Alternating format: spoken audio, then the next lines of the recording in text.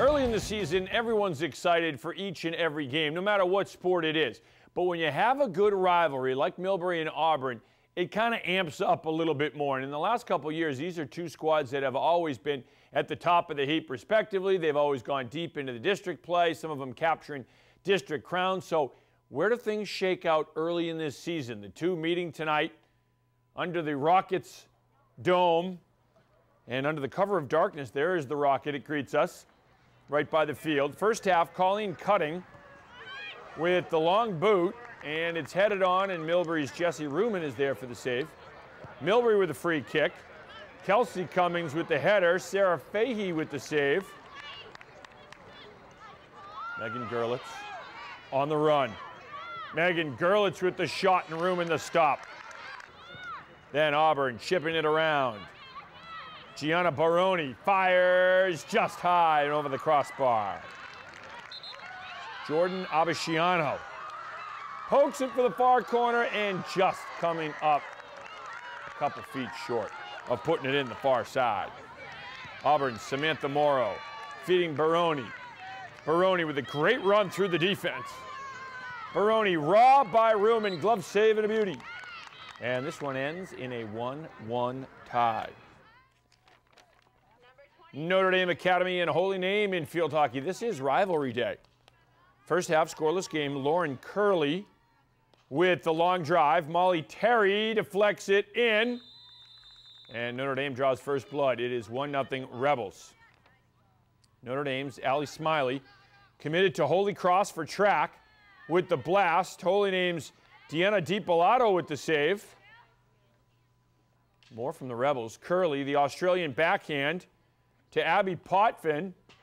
Potvin scores, and it's 2-0 Notre Dame. Now we got a penalty corner. Good passing. Smiley to Potvin. The drive. Terry fires. And just wide. Down the other end, Holy Names. Carden Maloney with the shot, and Brittany Boudreau with the save. Patty Provost rocking the zebra print.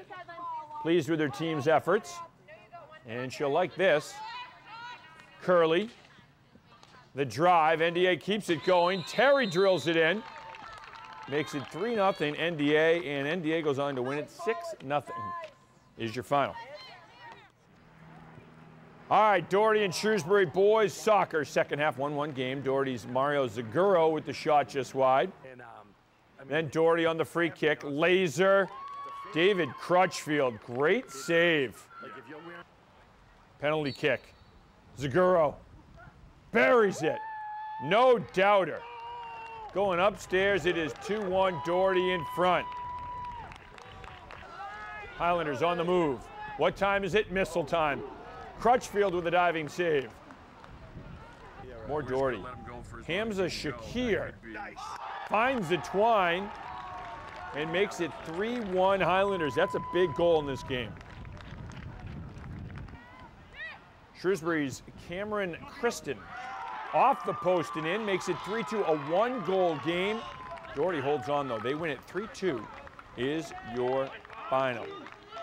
Well, the Assumption football team lost to LIU Post over the weekend, 40-31, in a game where Assumption led in the fourth quarter. Then they trailed by 2 and had the ball with under a minute left. Very impressive effort when you consider that LIU Post was the #1 seed in the NE10 coming into this season, and Assumption finished the game with their third quarterback under center. Head coach Bob Chesney is impressed with his team's efforts. Well, I think facing adversity is something we all have to go through, but I like the way that we are, able to rebound, and our resolve is very good right now as a team. There's never a sense of us not feeling like we were in that game. There's never a sense of us not feeling like we could not win that game. Our first quarterback goes down. We get to quarterback number 3. We've had a couple turnovers. There's a lot of weird things that happened throughout the course of that game, and never did we lose sight of what we were there for. We all believed at every stretch of that game, we all believed that we could come out with a victory. And again, we were about 20-some yards short of actually making that happen. All right, so Assumption is at home for the first time this season on this Friday night. They will host Merrimack under the lights, and that should be a good game. This Assumption team is playing great, great football. All right, our game of the week this past weekend, St. John's and Shepherd Hill, two of the top teams in the area. Tim Cassidy hits Kamal Saunders for the big gainer deep inside Shepherd Hill territory. A couple plays later, Cassidy gets some time and going deep to Cam Lucy. Lucy coming off an injury he missed all of last season. Lucy's got a touchdown reception, 7-0 Pioneers, and the crowd is loving it. Second quarter, long Shepherd Hill drive, and it ends up with Scott Ambrosia punching it in. Tack on the two-point conversion is 8-7 Rams. St. John's looking to answer. Going to the end zone, and Josh Gelb with a beautiful interception. Staying right with the receiver, turning his head around, picks it off. Shepherd Hill led 8-7 going into the fourth quarter. Sophomore Peter Oliver breaking loose for the touchdown. 13-8 St. John's.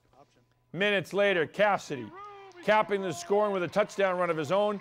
St. John's wins 19-8. They get their head coach, John Andrioli, his 100th career victory as a coach. An emotional day for St. John's.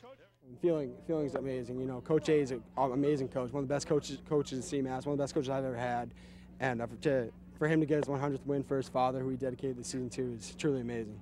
We understood what it meant to play for Coach A's father, and all that emotion built up. Then we all kind of came together. We put on a great show for everybody here, and just had a really great game. So.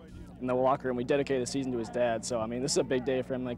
First game in 12 years, his dad hasn't been here watching us play. So it was just huge. I mean, he was crying up in the locker room. I mean, it just truly shows how emotional he is about this game and what a team to do it for and with. And I'm just really happy for him. Congratulations to John Andrioli, a great victory and an emotional victory, as you heard from his players. All right, coming up this week, our game of the week is the Red Hot Engineers or Tech, whichever you prefer. Roll Tech Nation, and they are. WPI is 2-0 on this young season, taking on the Norwich Cadets. Zach Brasses, the former David Prouty standout, leading the way on the ground for WPI. Mike DeSavage, the former Holy Name standout, the head athletic trainer for Tech. He keeps them on the field. We will see you on Saturday night at 7 o'clock right here on Charter TV 3.